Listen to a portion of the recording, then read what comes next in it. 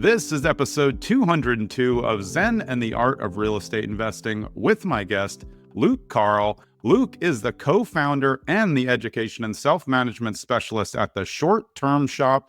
The Short Term Shop is a team at eXp where you can buy, sell, and learn short-term rentals with their local experts across 20 markets. It's probably more than that. And Luke has literally tried every investment strategy in the book. I can't wait to talk about it. Luke, welcome to the show.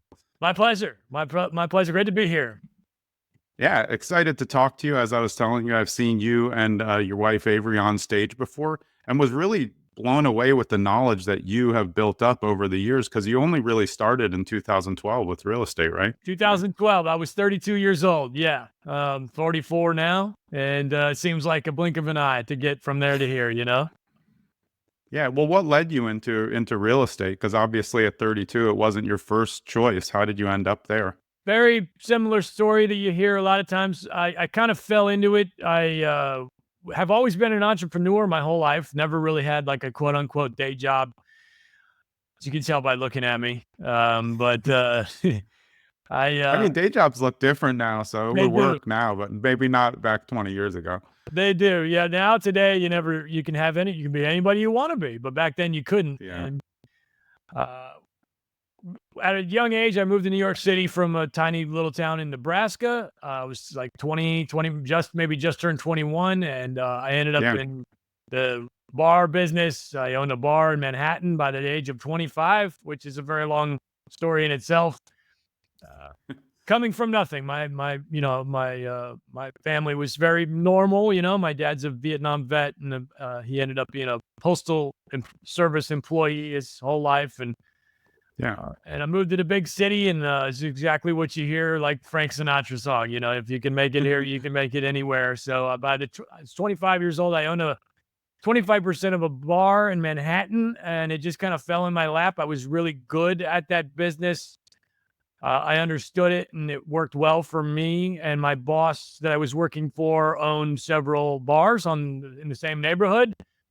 And it was really not unlike what happens in real estate. She didn't own the buildings, but she owned the business. And it was a very lucrative thing for her as just a regular, lady who started much like I did. And she taught me the ropes. And she opened a new bar.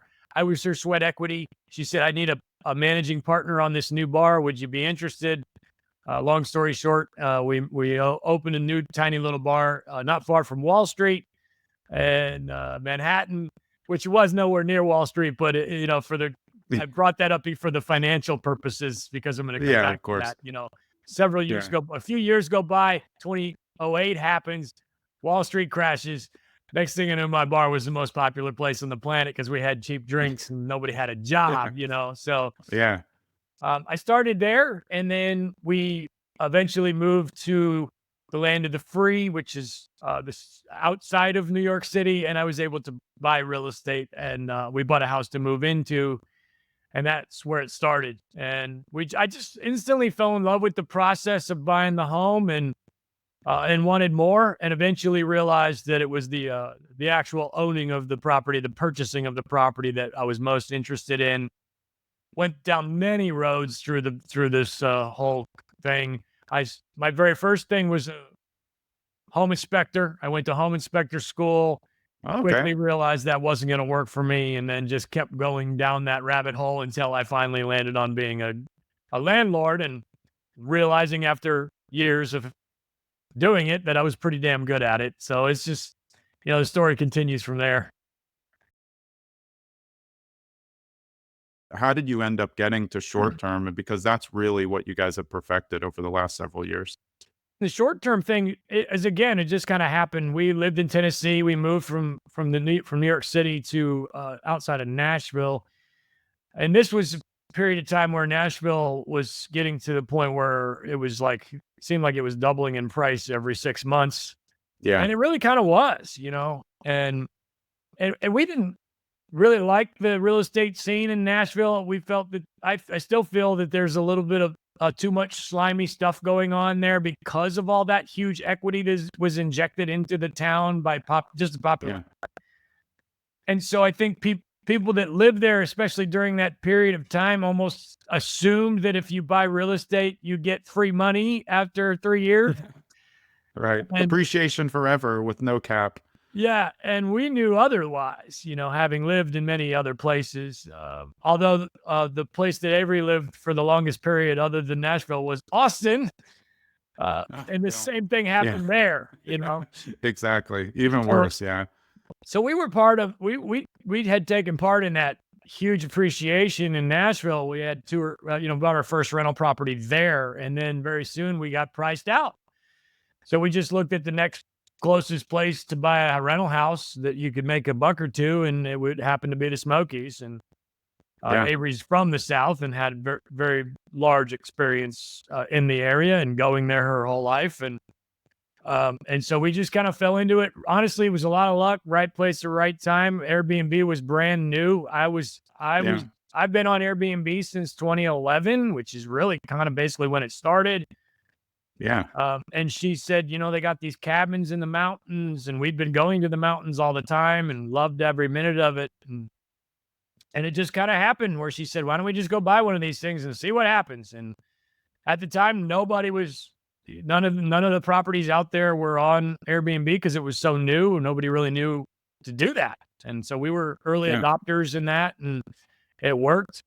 And it just went from there. And then we expanded into different markets, and I started buying in different markets. And then slowly over time, I will never, ever say that I'm one of these, buy 4 houses and get a Ferrari kind of guys. I'm not that guy. But slowly over time, we were able to build this amazing life by waking up early and killing ourselves. And it's been amazing.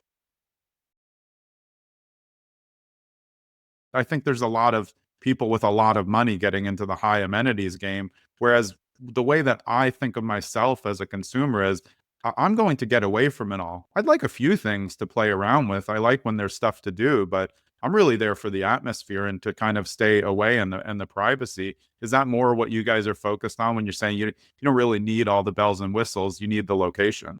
Me personally, yes. The short-term shop sell, we sell plenty of luxury, no problem, if that's what you're into. Me personally, I don't think you need to go crazy. I think that the price per night is the most important thing of the whole deal. And again, maybe that's my long-term rental side coming out because, if you got a problem renting a long-term rental, the only thing you can do is lower the damn price. If you've already put in granite and painted it, in stainless, what else can you do? So I think that long-term rental stuff carries over for me in the short terms. And I'm always pretty focused on price per night, privacy. That's my other thing. And just Avery always is, all of these years, she's always said cute, clean, and comfortable, which is totally true. Yeah. It's got to be clean. It's got to be well organized, has a decent design element to it. Nothing crazy. But other than that, man, I really think, especially today, price per night is most important. Now, 2 years ago, everybody was spending tons of money and they wanted to bring their family and show off, and there was free money dropping out of the sky. That's long gone. It's really more than 3 years ago now. You have 200 reviews and you look at the photos and it doesn't have, all the amenities. It's because it suits exactly what people are looking for. The description plus the photos just needs to equal reality in order to be successful, right? And obviously the price. Oh, absolutely. Huge part of this business is setting the expectation. They need to know exactly what they're getting themselves into. And if they show up and it's different than what they thought it was going to be, you're in trouble. And it's twofold. I've had that. Has a lot to do with, you got to understand these, again, it goes back to the host or the guest. These people, they worked very hard to save up for this vacation. And they have a lot of expectations, and we get a lot of Vacationzilla type people. And it's a big deal, especially because you're always, most of the time, unless you get a 1-bedroom, which is a whole nother long conversation, because really, in the grand scheme of the world, there's not a lot of 1-bedroom, single family homes. Why would you build a 1-bedroom or 0-bedroom single family home?